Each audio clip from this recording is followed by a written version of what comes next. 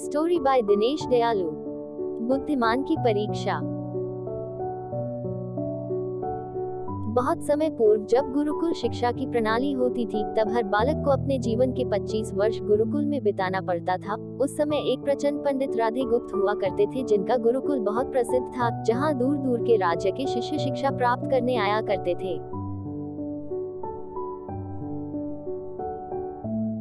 बात उन दिनों की है जब राधे गुप्त की उम्र ढलने लगी थी और उसकी पत्नी का देहांत हो चुका था। घर में विवाह योग्य एक कन्या थी। राधे गुप्त को हर समय उसकी चिंता सताती रहती थी। वह उसका विवाह एक योग्य व्यक्ति से करना चाहते थे, जिसके पास संपत्ति भले ना हो, पर वह कर्मठ हो, जो किन्हीं भी परिस्थिति में उसकी बेटी को खुश रखे और उचित समय पर उचित निर्णय ले सके।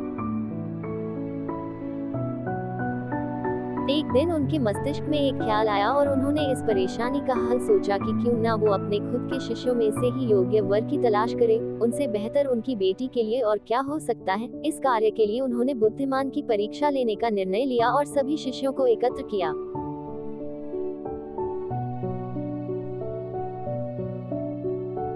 राधे गुप्त ने सभी से कहा कि वे एक परीक्षा आयोजित करना चाहते हैं, जिसमें सभी की बुद्धिमानी का परिचय होगा। उन्होंने सभी से कहा कि उन्हें अपनी पुत्री के विवाह की चिंता है, जिसके लिए उनके पास पर्याप्त धन नहीं है, इसलिए वे चाहते हैं कि उनके शिष्य विवाह में लगने वाली सभी सामग्री कैसे भी करके एकत्र करे। भले उसके लिए उन्हें चोरी का रास्ता चुनना पड़े, लेकिन उन्हें चोरी करता कोई भी देख ना सके। इसी एक शर्त का पालन सभी को करना है। अगले दिन से सभी शिष्य कार्य में जुट गए। रोजाना कोई न कोई तरह तरह की वस्तुएं चुरा कर लाता और राधा गुप्त को दे देता। राधा गुप्त उन्हें एक विशेष स्थान पर रख देती, क्योंकि परीक्षा के बाद यह सभी वस्तुएं उनके मालिक को वापस करना जरूरी था, क्योंकि वे अपने शिष्यों को सही ज्ञान देना चाहते थे।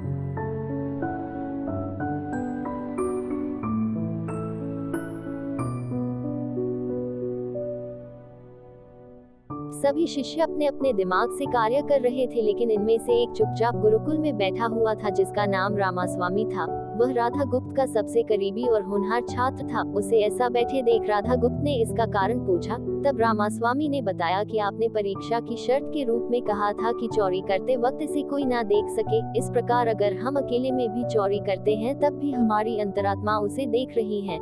हम खुद से उसे नहीं छिपा सकते। इसका अर्थ यही है कि चोरी करना व्यर्थ है। उसकी यह बात सुन राधा गुप्त के चेहरे पर खुशी छा जाती है। वे उसी वक्त सभी को एकत्र करते हैं और पूछते हैं कि आप सब ने जो चोरी की, क्या उसे किसी ने देखा? सभी कहते हैं नहीं। तब राधा गुप्त कहते हैं कि क्या आप अपने अंतर्मन से भी इस चोरी को छिपा सके?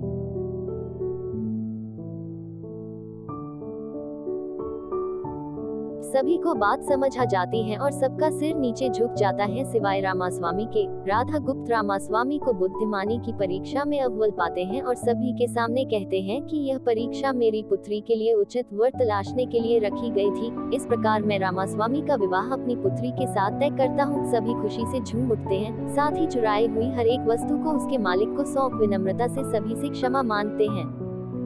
कहानी की शिक्षा। बुद्धिमानी की परीक्षा से यही शिक्षा मिलती है कि कोई भी कार्य अंतर्मन से छिपा नहीं रहता और अंतर्मन ही मनुष्य को सही राह दिखाता है। इसलिए मनुष्य को किसी भी कार्य के सही गलत के लिए अपने मन को टटोलना सबसे जरूरी है। आपका दिन मंगलमय हो। इस कहानी से मिली शिक्षा को अपने जीवन में जरूर अपनाएं।